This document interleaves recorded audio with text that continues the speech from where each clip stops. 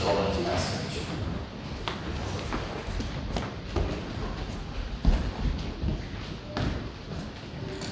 Guys, I'm going to sit in here between you because I'm going to show you a video on my phone. So try to sneak in here and see it if you can.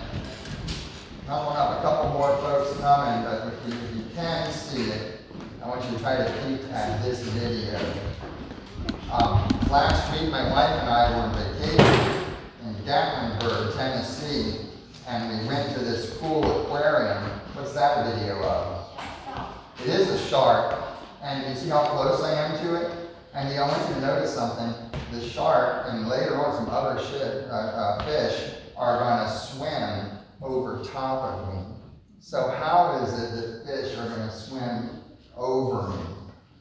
Have you ever seen something like that? Usually you go to a fish tank and you look down into the fish tank, or sometimes it's in front of you, but you can sort of you see them above you. You see them above. You know what's going on here? This is a crazy tank where there's a tank with sharks and other fish, but there's a tube that runs underneath it. Have some of you been to the aquarium in Gatlinburg? There's a tube underneath the thing, and so you go under there, and the fish are all swimming above you. And when they're swimming above you, you know what every single person does? They all reach up like they want to touch them. They're so close. It's actually so short that I couldn't extend my arm the whole way. So you think, I'm going to reach out and touch that shark. See, there he is. He's going to swim right over top of me.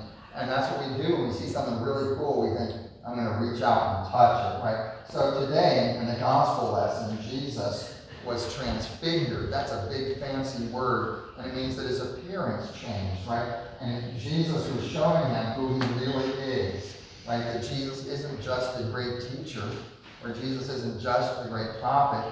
Who is Jesus? He's our God, right? Jesus is God come in the flesh.